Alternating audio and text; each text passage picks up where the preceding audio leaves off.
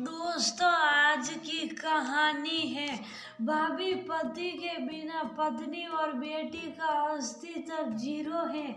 दोस्तों, कहानी शुरू करने से पहले अगर आपने हमारे चैनल को अभी तक सब्सक्राइब नहीं किया हो तो कर लीजिए ताकि आपके पास पहुंच सके हर रोज नया वीडियो। सबको खिलाकर किशन समेट रही थी। बच्चों का स्कूल सुबह सुबह होता है। किशन साफ करने से लंच बनाना आसान हो जाता है।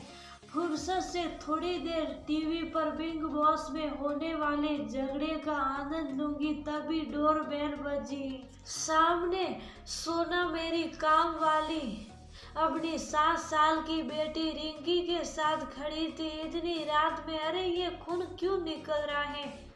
फूटे होठ, माथे पर बड़ा सा गोला, हाथ पर चोट के निशान, पूरी अस्त व्यस्त हालत में सोना मेरे सामने थी।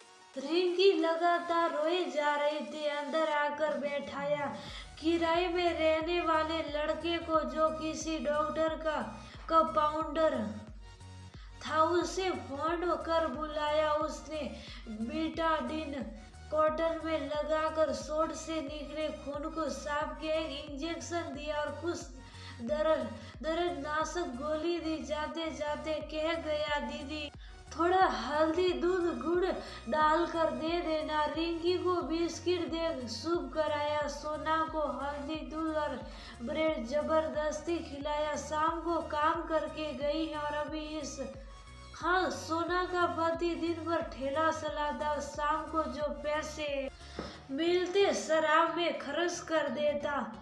झारखंड में ये निम्न वर्गीय परिवार के लिए आम बात है। सोना जो घर का काम कर कमाती, उसी से उसका घर चल रहा था। मेरी पहल पर रिंकी का एडमिशन स्कूल में इसी साल हुआ था। ड्रेस पहनकर जब रिंकी स्कूल जाती तो सोना की आंखों में अजीब सी चमक आ गई। अब रिंकी का स्कूल फीस भी हर महीने सोना को देना पड़ता था। कभी कभी सोना का हाथ तंग होता तो मैं रिंकी की फीस जमा कर देती, पर अपने बच्चों की जिम्मेदारियां पढ़ाई के खर्चे पीक पर थे, इसलिए हर महीने देना संभव नहीं था। सोना अब अपने पति किशन पर राशन खरीदने के लिए कुछ रकम मांगने लगी और यहीं से लड़ाई और मारपीट की शुरुआत हो गई। सोना पैसे के लिए किसी की मालिश कर देती, किसी का गेहूं धोकर सुखाकर आटा सकी में पिसवा देती और भी सीट-पुट काम अपने रोज के काम से समय निकाल कर देती। ये सब करते करते सोना काफी थक जाती। रात में किशन पीकर आता तो सोना से जबरदस्ती करने की कोशिश करता, पर थकी हारी सोना कभी झिड़क देती, कभी मन मारकर मनमानी करने देती। जिस दिन किशन के मन के उल्टा होता, उस दिन सोना को गाली और मार दोनों मिलता। आज भी कुछ ऐसा ही हुआ। सोना किशन को खाना खिलाकर थाली उठाते उठाते कुछ पैसे मांगे। फिर क्या था, किशन वही थाली सोना के हाथ से लेकर जितना हो सका पीटा। दुबली सदबदली सोना बेदम हो गई। रिंकी रोते रोते पड़ोस में भाग गई। आज सोना पुलिस के पास जाने की सोच कर आई थी। अगले दिन मैंने पति के एक परिचित से बात की, जो ऐसी संस्था से जुड़े थे कि औरतों को जरूरत पड़ने पर थाना पुलिस से भी मदद करते थे। उन्हीं के साथ सोना थाना गई, रिपोर्ट लिखवाया। किशन को पुलिस थाने ले गई। किशन पुलिस से बोला, मुझे मेरी पत्नी से एक बार बात कर लेने दो साहब, क्योंकि उसकी मालकिन उसे दिन रात के लिए काम पर रखना चाहती है और मैं इसका विरोध करता हूँ।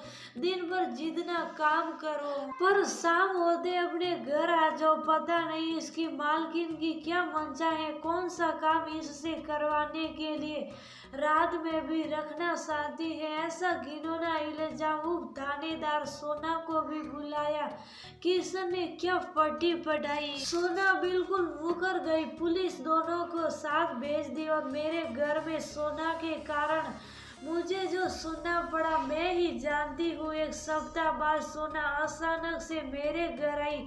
मैं मुंह फेर कर जाने लगी। उसने जल्दी से मेरा हाथ पकड़कर रोका और मेरे पैरों पर गिर पड़ी। उसने कहा, मैं जिस वर्ग से आती हूँ उस वर्ग में पति के बिना पत्नी और बेटी का अस्तित्व जीरो है।